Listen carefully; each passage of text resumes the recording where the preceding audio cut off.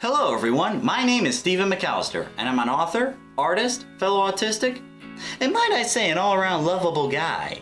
And I'm here today to ask all of you a very important question. When it comes to addressing someone who's been diagnosed with autism, regardless on where on the spectrum they may be, how do you go about addressing the person in question? Oh, that's easy. You just say autistic, right? No, you're wrong. It's individual with autism. No, it's autistic. Individual with autism. Autistic. Individual with autism. All right, that's enough. As you can probably imagine, this isn't exactly an easy question to answer, as there's been a lot of debate over the years on whether it's autistic or individuals with autism. Now, a lot of you may be thinking, isn't this kind of a tomato-tomato thing where they both sound different but they both mean the same thing? No, unfortunately. And I have some personal experience on this too, because I run a YouTube channel by the name of Tostemac, where I post autism vlogs based on either my personal experience or a news article related to autism. And over the past couple of years, I've received several comments on social media in regards to how I address the autism community. While some people say, no, it's supposed to be autistic, others would say, no, it's individuals with autism. So eventually what I did was conduct a survey online to figure out which method would be best. How well did that go? Well, I kind of got some mixed results on this. And it wasn't because I wasn't getting that much feedback, because I was getting a lot. There just wasn't a decisive answer in the end. However, that doesn't mean I didn't learn anything significant from this experience. In fact, I came up with 3 important points that you might be interested in hearing. So let's go over them, shall we? Point number 1. When you're using the phrase autistic, you're using a method called identity first language. This is a method that focuses more on the autism aspect of the individual. It's kind of like saying, I have autism and it's a significant part of my life. It is inseparable of who I am, much like my gender, much like my age.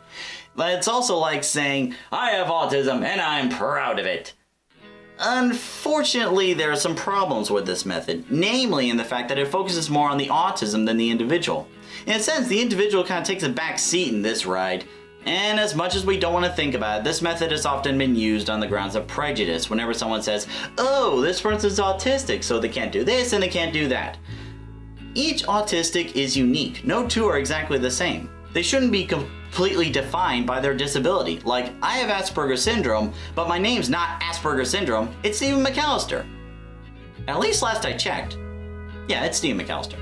Now, on the other end of the discussion, point number 2, when you say individuals with autism, you're using something called person-first language.